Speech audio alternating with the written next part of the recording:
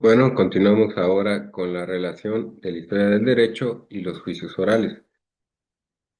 Vamos a empezar diciendo que los antecedentes históricos de los juicios orales, a raíz del movimiento mundial de la defensa de los derechos del hombre, surgieron las convenciones europea y americana de los derechos humanos, llevándose a cabo en los países europeos cambios a las estructuras de derecho y observándose esta tendencia posteriormente en los países latinoamericanos, en donde a partir de las últimas 2 décadas se ha reformado la justicia penal, implementándose el sistema acusatorio adversarial oral, dejando atrás el viejo sistema de enjuiciamiento inquisitivo heredado de la época de la colonia, y ahora que también ya se hacen los juicios orales, también en materia civil, mercantil, familiar. Podemos decir que el nuevo modelo de justicia penal, basándonos históricamente con el derecho, que el nuevo modelo de justicia penal acusatorio oral cumple con los requisitos establecidos por las convenciones internacionales de derechos humanos, siendo los principios rectores la oralidad, la publicidad, inmediación, contradicción, continuidad y la concentración. El principio de presunción de inocencia se caracteriza porque la culpa y no la inocencia debe ser demostrada. La regla de la libertad probatoria, el principio de la de libre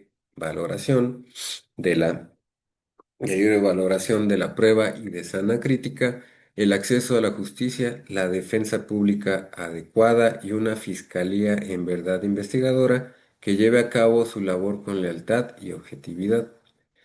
Entre los países que cuentan con este sistema están Argentina, Colombia, Chile y Perú, entre otros que ya han adoptado este novedoso sistema de procurar e impartir justicia,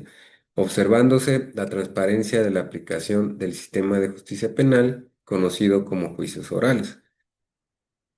México no se había sumado a este nuevo sistema anteriormente, hablando históricamente, repito, de enjuiciamiento. Sin embargo, diversos sectores de gobierno y de la sociedad civil discutieron la necesidad de que se llevara a cabo la transición del sistema inquisitivo mixto al acusatorio oral, encontrándose entre las entidades federativas pioneras Baja California, Chihuahua, Durango, Estado de México, Morelos, Nuevo León, Oaxaca, Querétaro, Zacatecas y entre otras, ¿no? Donde ya se aplica esta nueva manera de procurar y administrar justicia, que asume la orientación originaria de la Constitución Federal de 1916. Para la elaboración de los códigos adjetivos penales de estas entidades se consultaron diversos ordenamientos sustantivos y adjetivos penales de los países de Argentina, Chile y otros latinoamericanos. Se tomaron en cuenta las fuentes provenientes del derecho internacional de los derechos humanos contenidos en los principales tratados y pactos sobre la materia, así como a la doctrina procesal penal más avanzada, y este sistema de justicia tiende a eficientar el servicio de justicia con la finalidad de proteger de forma efectiva los derechos de los gobernados, siendo sus objetivos que el proceso sea transparente, expedito, accesible y con pleno respeto a los derechos fundamentales, que renueve la confianza de la ciudadanía en los órganos encargados de la procuración e impartición de justicia, acorde a un sistema de gobierno democrático y de derecho. En este sistema de corte adversarial es imprescindible una defensa pública, real, adecuada, preparada, con los conocimientos sobre las técnicas de litigación avanzadas para asesorar y defender a los imputados en las audiencias que se desahogan en tribunales con la infraestructura adecuada para garantizar así que la justicia sea pública, transparente y con pleno respeto a los derechos fundamentales de las personas a quienes se les atribuye la comisión de un ilícito. Que los imputados se cercioren que su defensa es real, adecuada y efectiva. Una participación más activa de la víctima y una efectiva defensa de sus intereses por parte del fiscal, mismo que realiza investigaciones adecuadas y eficaces con acusaciones sólidas que coadyuven a disminuir la impunidad, dado que los representantes sociales en este nuevo rol de justicia también cuentan con la capacitación necesaria para litigar los asuntos penales en los juzgados de garantía con las técnicas y destrezas de litigación en los juicios orales, para efecto de que la víctima crea más en la justicia al ver que el imputado ha sido condenado en una audiencia de debate y se le ha resarcido el daño causado por la comisión del hecho delictuoso o bien dicha reparación haya sido en alguna de las salidas alternas, como son la suspensión del proceso, a prueba, la conciliación o en un procedimiento abreviado.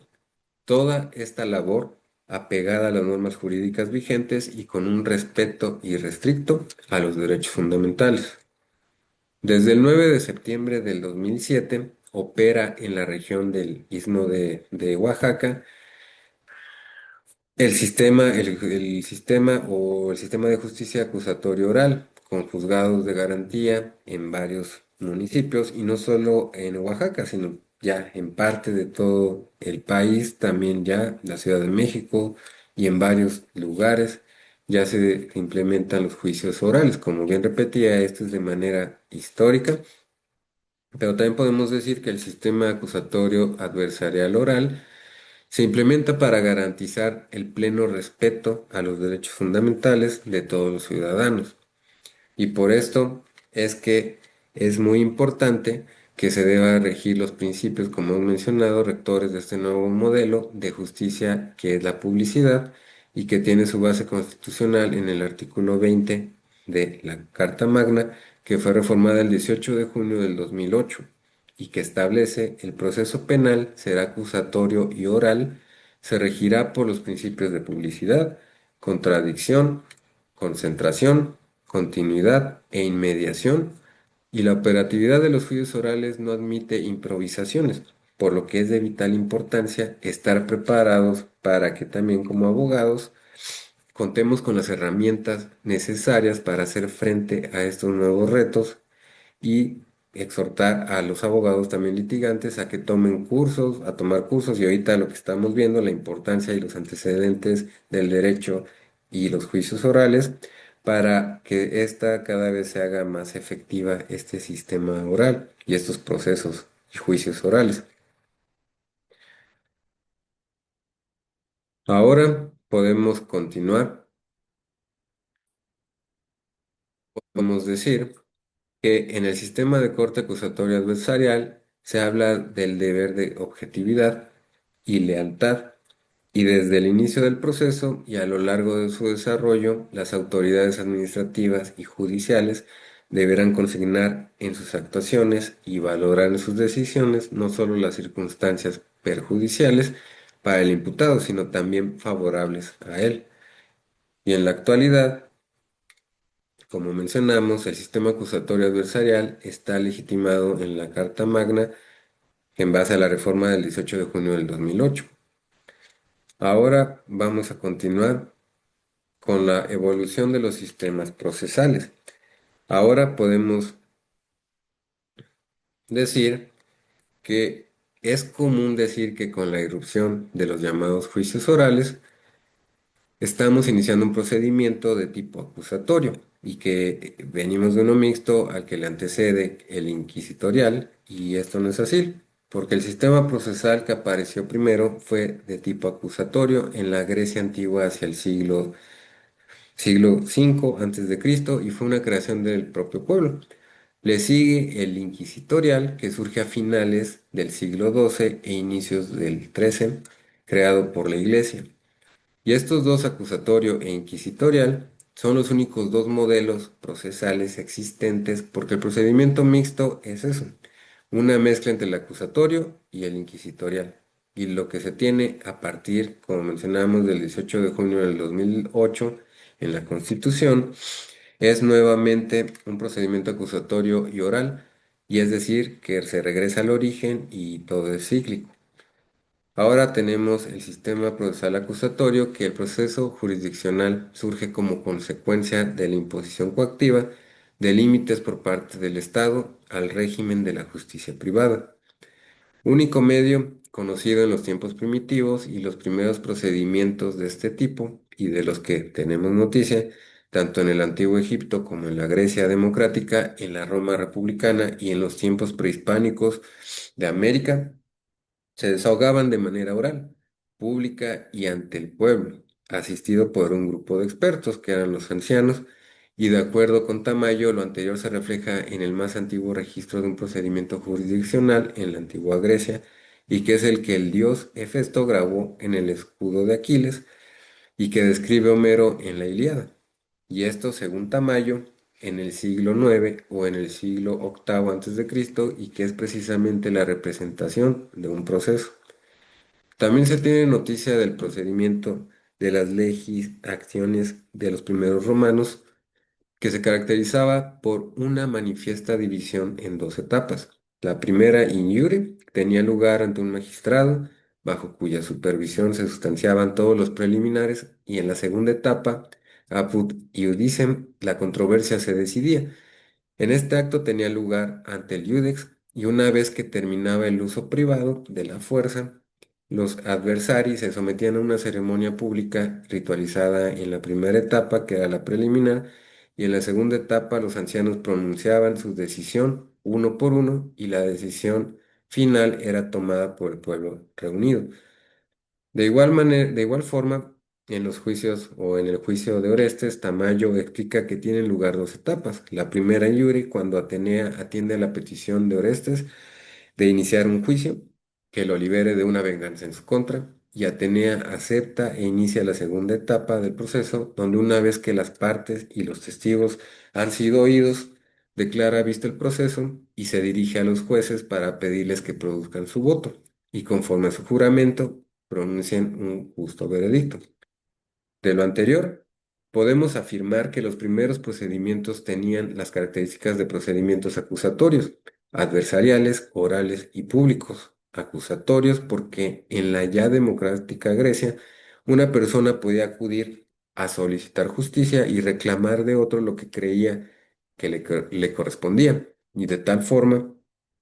que una persona acusa y otra resuelve, y el pueblo reunido en asamblea, y después de escuchar el consejo de los sabios adversariales, porque el conflicto se daba entre dos partes opuestas, y eran estos, los adversarios, los que hacían valer sus posturas ante la asamblea reunida. Orales y públicos, porque todo el debate se concentraba en una asamblea que se realizaba ante el pueblo, precisamente por la democracia que comenzaba a instalarse. Y estos procedimientos estuvieron vigentes hasta finales del siglo XII de nuestra era.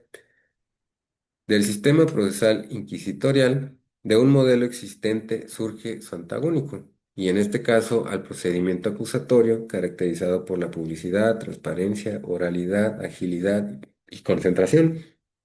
Se le opone el inquisitorial, en donde el procedimiento ya no es público,